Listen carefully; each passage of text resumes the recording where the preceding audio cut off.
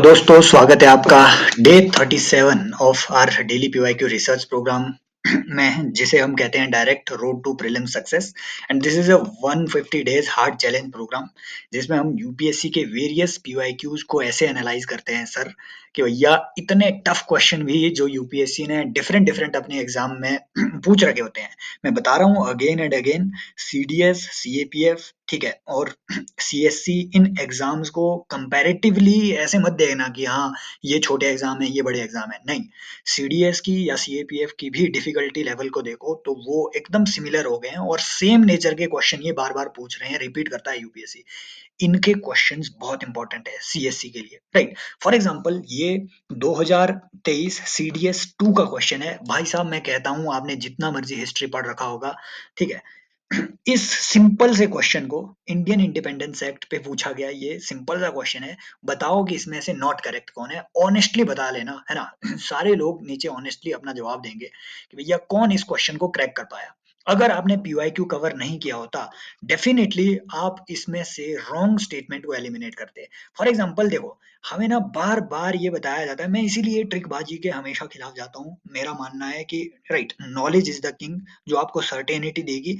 Definitely कुछ एक ऐसी चीजें होती है जो, है ना, लैंग्वेज अगर आपने पकड़ ली तो आप इवन अपनी थोड़ी बहुत नॉलेज से भी, ठीक है, एग्जाम में अच्छा परफॉर्म कर सकते हैं, ठीक है, क्वेश्चन के कुछ स्टेटमेंट्स को एलिमिनेट कर सकते हैं। बट नॉलेज अगर नहीं होगी किसी चीज की, you will end up eliminating the wrong option. For example ये डी ऑप्शन पढ़ो जरा, right. The act empower the constituent assembly of each dominion to have unlimited powers to frame and adopt any constitution. भाई साहब वो जो, ठीक है, काफी सारे ऐसे चैनल्स है अब यूट्यूब में जो कि आपको ट्रिकें बेचते हैं। उनका काम ही हो गया है, they will sell you the trick and they will sell you the dream.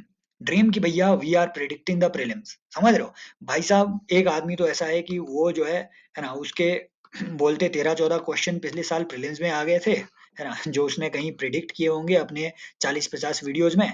और राइट, और वो भी मतलब ऐसा इनडायरेक्ट सा रिलेशन, मैं उसकी वीडियो देख रहा था और भाई मुझे तो हंसी आती है, ठीक है, इन सारी चीजों पे कि भैया यू आर क्लेमिंग कि yes UPSC is watching your content, no no, and और you are able to crack UPSC, no भाई। समझ रहे हो, ऐसे तो मैं क्लेम कर दूं भाई। समझ रहे हो, 13 में से 9 जो साइंस एंड टेक के क्वेश्चन थे वो अपन डायरेक्ट कवर किए हैं। But right, I am not claiming कि UPSC has gone through this and this और I have some supernatural power. हाँ भैया हो गया 1 साल तुक्का लग गया अपने कोर्स से लग गया, है ना। तो वैसे मैं क्लेम कर दूं कि यूपीएससी ने इस साल जो एसए का पेपर पूछा था वो मेरे इस चैनल की टैगलाइन थी, जाकर के देख लो। ये तो 2 साल से पड़ी हुई है कि सभी भटकने वाले गुम नहीं होते। समझ रहे हो, वो उन्होंने इस साल मेंस में पूछ लिया था, मैंने वही अटेम्प्ट भी किया था और मैं फेल भी हो गया। समझ रहे हो, so I am a proud failure. लेकिन यू विल एंड अप, अगर वो ट्रिकबाजी आपने चलाई तो you will end up eliminating the wrong option. जब आप इस क्वेश्चन को ध्यान से पढ़ोगे, मैं सही में बता रहा हूँ, ठीक है, दिमाग हिला देने वाला क्वेश्चन है जिन्हें नहीं पता है कि the bill for Indian independence act was introduced in parliament on July 4th and received. भैया किसको पता है, छोड़ो, स्टैंड बाय मोड में रखो, हो सकता है यहाँ इंट्रोड्यूस हुआ हो इस डेट पे। Act 1947 laid down the basic framework for Indian constitution and read this statement कि भैया यहाँ अनलिमिटेड पावर दी जा रही है डोमिनियंस की कॉन्स्टिट्यूएंट असेंबलीज को टू फ्रेम देयर कॉन्स्टिट्यूशन, और यहाँ पे बेसिक फ्रेमवर्क को ले डाउन कर रहा है। तो ये पावर का कैसे मिली इनको, ये दोनों कॉन्फ्लिक्टिंग है ना।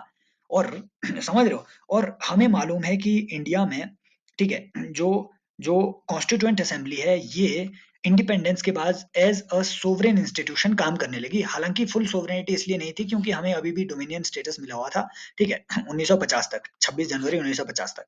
लेकिन सारे सोवरेन फंक्शंस ये यहाँ पे करने लगी थी constituent assembly.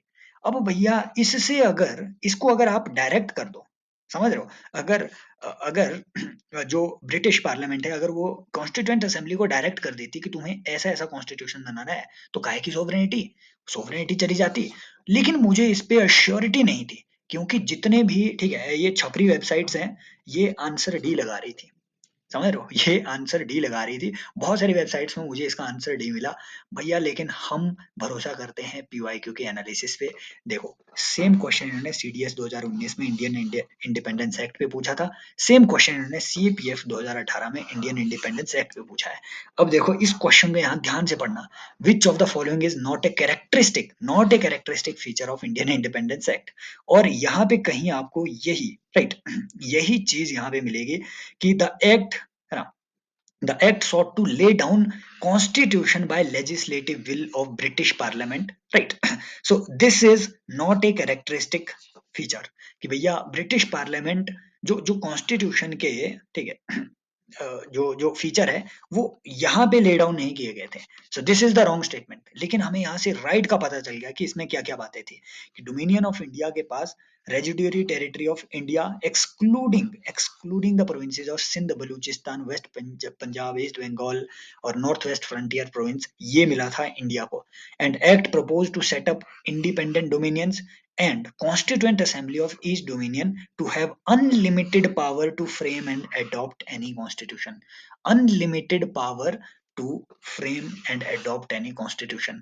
This is something that you get from PYQ. ये क्लैरिटी आपको मिलती है पीवाईक्यू से। अगर किसी ने ये नहीं किया होता तो इसमें हमेशा डाउट रहता कि यार अनलिमिटेड पावर थी क्या, कहीं लिमिटेड तो नहीं थी। लेकिन पीवाईक्यू हमें बता रहा है यस, अनलिमिटेड पावर्स थी। नाउ अब देखो यहाँ 1947 का एक्ट, सेम क्वेश्चन फिर से, यही क्वेश्चन वो सीएससी में पूछ सकते हैं अनलिमिटेड पावर वाला, कि the government of India act was amended to provide interim constitution. भैया हो सकता है, क्योंकि हमें मालूम है कि 1947 आजादी के बाद से 1950 तक कॉन्स्टिट्यूशन के इम्प्लीमेंटेशन तक हमारे यहाँ पे जिस एक्ट के अकॉर्डिंग सारा रूल चला वो गवर्नमेंट ऑफ इंडिया एक्ट था। तो हो सकता है इसे अमेंड किया हो, हमें क्या पता। अगला ऑप्शन पढ़ते हैं, India ceased to be a dependency. This is something जो मैं ऊपर आपको कह रहा था कि India ceased to be a dependency. No, India was a dominion. Dominion status मिला हुआ है, ठीक है, फुल फुल इंडिपेंडेंस नहीं है ना। इवन जो वायसराय था, ठीक है, जो वायसराय था, viceroy was the representative of right, basically governor general. After independence governor general was basically the representative of the crown, right. So direct representative of the crown. तो ये स्टेटमेंट इज रॉन्ग। फ्यूचर में अगर आए तो this statement would be wrong. But हमें यहाँ से right का पता चल गया कि भैया इस एक्ट से ना सिर्फ इंडिपेंडेंस मिली, बट 1935 के एक्ट को भी अमेंड किया गया कि crown was the source of authority till the constitution was framed. Yes, ये स्टेटमेंट भी सही है। Governor general was constitutional head of Indian dominion, ये स्टेटमेंट भी सही है। समझ गए? तो यहाँ से हमें सही का पता चल गया, हमारी नॉलेज यहाँ से एक्सपैंड हुई। This is why PYQs are important. This is a secret, this is a secret जहां से कि यूपीएससी, ठीक है, अपने क्वेश्चन बनाता है, बाकी कहीं से नहीं पूछ रहा है। कोई प्रिडिक्ट नहीं कर रहा है यूपीएससी के क्वेश्चंस को। These PYQs are something that are predicting कि यस यूपीएससी अगली लाइन ऑफ थॉट क्या होगी। फॉर एग्जांपल देखो, ये लॉजिकली आपको, ठीक है, अगर कोई इसे, ठीक है, इतना रट्टा कौन मारता है कि नीति आयोग में एक्चुअल में कौन कौन है, right. Prime minister of India सभी को पता है, चेयरमैन है, होगा ही होगा। गवर्निंग काउंसिल, ये सभी को पता है कि भैया गवर्निंग काउंसिल में चीफ मिनिस्टर होते हैं, लेफ्टिनेंट गवर्नर होते हैं। अब सीईओ, ये भी पता है, but CEO appointed by prime minister होता है क्या, इसमें सारे लोग कंफ्यूज होंगे। इसीलिए उन्होंने कंफ्यूजन के लिए स्टेटमेंट देके रखी है। और तीसरी स्टेटमेंट आपको और कंफ्यूज करने के लिए, रूरल डेवलपमेंट मिनिस्टर। भैया यहाँ पे सोचना, थॉट, लाइन ऑफ थॉट कुछ ऐसा होना चाहिए कि भैया अकॉर्डिंग टू गवर्नमेंट मैनुअल, जो कि कैबिनेट ने रेजोल्यूशन डाल के रखा हुआ है, राइट, उस रेजोल्यूशन में अगर आप मिनिस्टर को, ठीक है, किसी एक मिनिस्ट्री की पोस्ट को लिख देंगे कि भैया रूरल डेवलपमेंट मिनिस्टर इसका, ठीक है, इसका मेंबर होगा, तो क्या अर्बन डेवलपमेंट मिनिस्टर सामने नहीं आएगा कि हाँ मैं भी मेंबर होना चाहिए? नीति आयोग प्लानिंग तो पूरे देश के लिए कर रहा है। अगर अर्बन डेवलपमेंट का आया तो फाइनेंस मिनिस्टर को आप इससे बाहर कर सकते हैं क्या? कर सकते हैं क्या? भैया इंपॉर्टेंट मिनिस्ट्री है, सबसे इंपॉर्टेंट मिनिस्ट्री है डेवलपमेंट के लिए, इसका बड़ा रोल है। तो क्या आप नितिन गडकरी जी को बाहर कर देंगे क्या, रोड ट्रांसपोर्ट एंड हाईवेज को? भैया डेवलपमेंट के लिए ये सबसे जरूरी है। फिर आप रेलवे को भी ऐड कर देंगे तब तो। अगर ऐसे मिनिस्ट्री वाइज अगर आप इसमें मैनुअल ऐड करने लगे तब तो भैया ये गवर्निंग काउंसिल भरी जाएगी ही नहीं से, है ना। लेकिन कहता क्या है नीति आयोग का मैनुअल कि भैया प्राइम मिनिस्टर ऑफ इंडिया कुछ इनवाइटीज को उसमें कंसिडर कर सकता है, अपार्ट फ्रॉम द, ठीक है, ex officio members and other members. कुछ इनवाइटीज भी आ सकते हैं, जो वो कुछ इनवाइटीज एक्सपर्ट होंगे, कुछ इनवाइटीज अदर मिनिस्टर्स होंगे। So this is not explicitly rural development minister. This is how you eliminate it. Eliminate it. This is the answer. समझ रहे हो? तो इस तरीके से आप जो है इन सब चीजों को, ठीक है, राइट, कंसीडर कर सकते हैं। Now this is a very important question, यहाँ पे हम कुछ एक इंपॉर्टेंट डाउट्स, क्योंकि देखो ग्रांट एक ऐसी चीज है, आपने एम लक्ष्मीकांत में भी पढ़ी होगी, जिसमें आपको क्लैरिटी नहीं होगी। मैं आपको बताता हूँ, आपने बड़ी से बड़ी पॉलिटी पढ़ रखी होगी, धुआंधार पॉलिटी पढ़ रखी होगी। अगर मैं आपसे ये स्टेटमेंट दे दूं कि क्या ये ग्रांट्स कॉन्स्टिट्यूशन में मेंशन्ड है, I am giving a very simple statement, are these grants vote on credit, vote on account, ठीक है, appropriation bill, etc., are these grants mentioned in the constitution? Is the procedure to, है ना, is the procedure to pass these grants or vote upon these grants mentioned in the constitution? People, दिमाग दिमाग हिल जाएगा, मैं बता रहा हूँ आपको। लोगों को लगेगा कि नहीं हो सकता है कॉन्स्टिट्यूशन में ना हो, अब हो सकता है हो भी, कि बजट के बारे में दिया हुआ है, इसके बारे में क्यों नहीं देंगे, समझ रहे हो? सो दिस क्लैरिटी होना बहुत जरूरी है, जो कि लक्ष्मीकांत में नहीं मिलती है आपको। वहां सिर्फ ये डिस्क्राइब किया गया है, what is vote and account, what is vote of credit. So यहाँ देखो डिस्क्रिप्शन दी गई है कि executive is given an advance grant to meet temporary and running requirements of government of India in beginning of new financial year until the demands are voted upon by the legislature. This is known as vote of credit, vote of account, appropriation bill and advance account. भैया ये advance account नाम की ऐसी तो कोई चीज है नहीं कहीं पे भी मेंशन।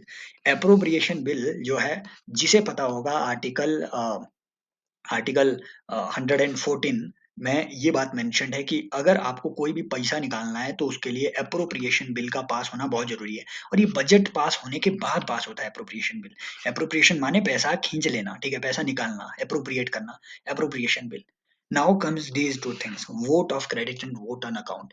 इन सब चीजों का जो है डिफरेंस होना पता होना जरूरी है। इस तरीके से आप एलिमिनेट करके आंसर के बिल्कुल करीब पहुंच सकते हैं, और answer is vote on account. भैया एक टेम्पररी बेसिस पे आपको जो है, ठीक है, जो पार्लियामेंट है, they are allowing on the basis of previous budget. याद रखना, वोट एंड अकाउंट अपना एक इंडिपेंडेंट बजट नहीं होता है, ये एक टेम्पररी बजट होता है on the basis of previous budget. For example पिछले 12 महीने के लिए उन्होंने मान लो 12 लाख करोड़ रुपया दे के रखा था एग्जीक्यूटिव को, इट मीन्स एक महीने के लिए 1 लाख करोड़, मैं ऐसे ही एग्जाम्पल दे रहा हूँ। तो कंटिन्यूशन के लिए मान लो अगले 3 महीने अगर पॉसिबिलिटी है, जैसे इस साल जो है नई गवर्नमेंट आनी है, तो है ना, बात चल रही है कि वोट ऑन अकाउंट होगा, कि भैया सरकार तो चलानी है, 12 लाख करोड़ से तो खत्म हो गए, ठीक है, 12 महीने में, इसके आगे क्या चले, तो उन 3 महीने के लिए ये 3 लाख करोड़ रुपया on the basis of previous budget ये और इशू कर देगी पार्लियामेंट, समझ रहे हो? तो ये भी आपको पता होनी चाहिए। अब अगेन क्वेश्चन यहाँ से ये पूछेगा कि अप्रोप्रिएशन बिल क्या वोट एंड अकाउंट के केस में भी आपको इशू करवाना पड़ेगा या नहीं? This is a constitutional question, this is a legal nature का क्वेश्चन जो आपसे पूछा जाएगा। सो कुछ एक ग्रांट्स है जिन पे कंफ्यूजन रहती है, सप्लीमेंट्री ग्रांट, एडिशनल ग्रांट और एक्सेस ग्रांट एटसेट्रा, कि ये ग्रांट्स एक्चुअल में है क्या। आर्टिकल 115 और आर्टिकल 116 में कुछ डिफरेंट टाइप्स के ग्रांट्स के बारे में मेंशन किया गया है। पहले इन 3 ग्रांट्स के बारे में पढ़ते हैं, supplementary grant, additional grant and excess grants. नाम से ही पता चल रहा है सप्लीमेंट्री ग्रांट्स आर, जो याद रखना ये इंपॉर्टेंट मैटर है एग्जिस्टिंग सर्विस के लिए। मान लीजिए कोई एग्जिस्टिंग सर्विस चल रही है ना, और जो है गवर्नमेंट कहती है पार्लियामेंट में कि भैया हमारी जो एग्जिस्टिंग सर्विस है इस पे जो है खर्चा बढ़ गया है, समझ रहे हो, और इसलिए हमें सप्लीमेंट्री ग्रांट चाहिए। इस एडिशनल, है ना, एग्जिस्टिंग सर्विस के लिए सप्लीमेंट करने के लिए एक पैसा एक्स्ट्रा चाहिए एग्जिस्टिंग सर्विस के लिए, that is your supplementary grant. Additional grant is when you are doing additional service, आपने कोई नई सर्विस जो है, ठीक है, नई सर्विस ऐड कर दी है, कहाँ इधर इधर कहीं होगा न्यू सर्विस के बारे में, ठीक है, नई सर्विस आपने कुछ ऐड कर दी है, तो उस एडिशनल सर्विस के लिए आपको एडिशनल एक्सपेंडिचर करना पड़ता है, राइट। तो इसकी भी आपको पार्लियामेंट को एक्सप्लेनेशन देनी पड़ेगी कि हाँ, हमें जो एक्स्ट्रा पैसा हम मांग रहे हैं ये क्यों मांग रहे हैं, हमने कोई एडिशनल सर्विस ऐड की है, मान लो कोई नई हाईवे की स्कीम ला दी। एक होता है एक्सेस ग्रांट, ये एक ऐसी ग्रांट होती है, राइट, इफ मनी जो है ऑलरेडी स्पेंड हो चुका है, एक्सेस में मनी ऑलरेडी स्पेंड हो चुका है। सुकन्या समृद्धि योजना में मान लो एक्सेस में ऑलरेडी मनी स्पेंड हो चुका है ना, अब गवर्नमेंट ने वो कहीं से सेटल करके कर दिया, एक्सेस मनी इन्होंने स्पेंड कर दिया है, अब वो पार्लियामेंट को बोल रहे हैं कि भैया हमने इतना खर्चा ऑलरेडी कर दिया है, इसकी पूर्ति करने के लिए हमें कंसोलिडेटेड फंड ऑफ इंडिया से कुछ और पैसा दो, समझ रहे हो? तो इन तीनों ग्रांट्स, ये तीनों ग्रांट्स क्लियर होनी चाहिए। सप्लीमेंट्री मतलब एग्जिस्टिंग सर्विस, एडिशनल सर्विस के लिए एडिशनल ग्रांट, एक्सेस ग्रांट मतलब एक्सेस आपने फिजूल खर्ची कर दी है, ठीक है, एक तरीके से। उसके लिए जब आपको ग्रांट चाहिए दैट इज एक्सेस। याद रखना इन तीनों के केसेस में आर्टिकल 112, 113, 114 इन सब के प्रोविजंस लागू होंगे। वो सारे प्रोविजन जो एनुअल फाइनेंशियल स्टेटमेंट पे लागू होते हैं वो इन इन तीनों टाइप के ग्रांट्स पे भी लागू होंगे। कौन कौन? एडिशनल, सप्लीमेंट्री और एक्सेस ग्रांट्स, तीनों, है ना। ये क्या चीजें कहती है?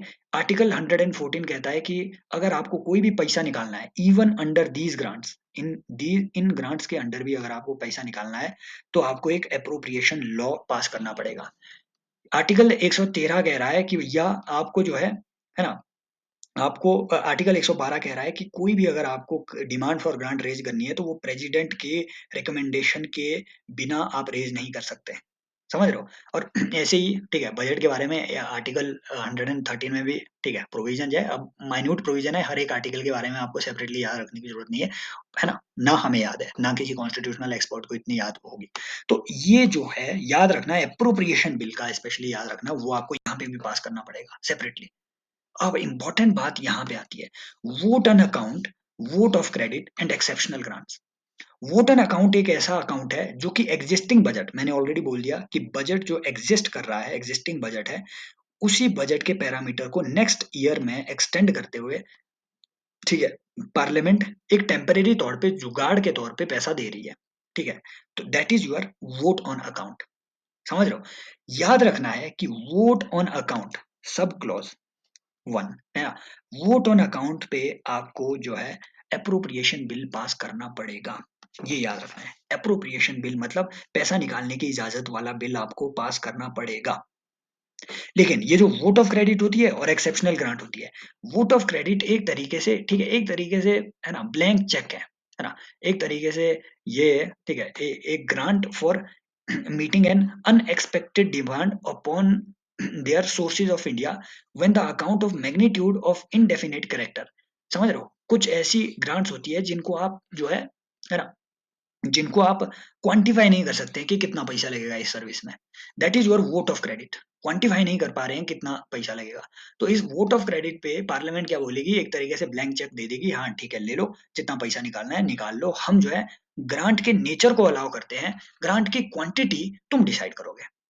ग्रांट का नेचर हम अलाउ करेंगे, ग्रांट की क्वांटिटी तुम डिसाइड करोगे। ठीक है, वोट ऑफ क्रेडिट ऐसी एक्सेप्शनल ग्रांट होती है। कुछ एक्सेप्शनल एक्सपेंडिचर कई बार आ जाते हैं, फॉर एग्जांपल कुछ सीक्रेट सर्विस एक्सपेंडिचर वगैरह हो गए, इसके लिए मान लो कभी एक्सेप्शनल आपको कोई नई ग्रांट लेनी पड़े, that is your exceptional grant, जो किसी भी कैटेगरी में फॉल नहीं होती। इन दोनों के केस में आपको याद रखना, ये दो ऐसी ग्रांट है, दो ही ऐसी ग्रांट है जिसके केस में आपको कोई अप्रोप्रिएशन लॉ पास नहीं करना पड़ेगा। समझ रहे हो? ये चीजें आपको याद रखनी है, कुछ एक चीजें आपको जो है याद रखनी। और हाँ एक बात और, एक्सेस ग्रांट के बारे में ये भी याद रखना है, क्योंकि देखो पैसा ऑलरेडी स्पेंड हो चुका है एक्सेस ग्रांट में। तो एक्सेस ग्रांट के लिए जब भी आप डिमांड करोगे पार्लियामेंट से, तो वो डिमांड तभी आप रेज कर पाओगे अगर कैग ने उसे क्लीन चिट दे दी है कि भैया जो इन्होंने खर्चा किया हुआ है वो कहीं मतलब दवा दारू में खर्च नहीं किया हुआ है, कहीं अच्छी स्कीम में ऑलरेडी ठीक है ठीक ढंग से खर्च हुआ है। तो कैग जब अपना ग्रीन सिग्नल दे तभी आप इसे रेज कर पाएंगे इस वाली डिमांड को। तो ये डिमांड फॉर ग्रांट्स है, आई होप आप जो है अच्छे से अटेम्प्ट कर पाएंगे ये। ठीक है, लल्लू क्वेश्चन है यार, ठीक है, एसडीजी का सभी को पता है, ठीक है, इसमें मैं कुछ डिस्कस नहीं करूंगा। जिसे नहीं पता है ये पढ़ लो यार, इधर पढ़ लो, poverty, hunger, health, education, standard of है ना, जेंडर इक्वालिटी, क्लीन सैनिटेशन, ठीक है, affordable clean energy, decent economic work and growth, industry, infrastructure, everything, हर चीज, सस्टेनेबल डेवलपमेंट मतलब मल्टी डायमेंशनल एक कवरेज इसकी हो रही है। सॉरी 1.3 इसका आंसर होना चाहिए। Everything is covered, peace, justice and strong institution SDG 15 में आ गया, responsible consumption and production, right, and decent work economic condition I think SDG 8 में होगा ये, राइट, यस एसडीजी 8 में हो गया, राइट। तो ये सब चीजें ऑलरेडी हमने कवर कर रखी हुई है, एंड एसडीजी 12 के बारे में यहाँ पे बात की हुई है, और right, this is about your SDG etcetera. I hope ये जो पीवाईक्यू के सेशंस हैं ये आपकी प्रिपरेशन में थोड़ी बहुत वैल्यू ऐड कर पा रहे होंगे। आप लोग जो है ना मतलब अगर सुनते हैं, मैं देखता हूँ कि हाँ सुनते हैं, बहुत रेगुलर लिसनर्स हैं, but you don't participate in the comment section. ठीक है, कुछ फीडबैक दे दिया करो, राइट। अगर आपको लगता है कि yes lectures are shareable, share कर लिया करो, ठीक है, और you can support me through these means, right. These are the only means you can support me. I am not demanding any kind of, I don't have any paid courses, I don't have any fee based anything, right? This is the only kind of support you can give me: subscription and sharing and liking and everything, right? Comment section में participation etc. और अगर आपको Telegram channel join करना है तो उसकी link आपको मिल जाएगी डिस्क्रिप्शन में।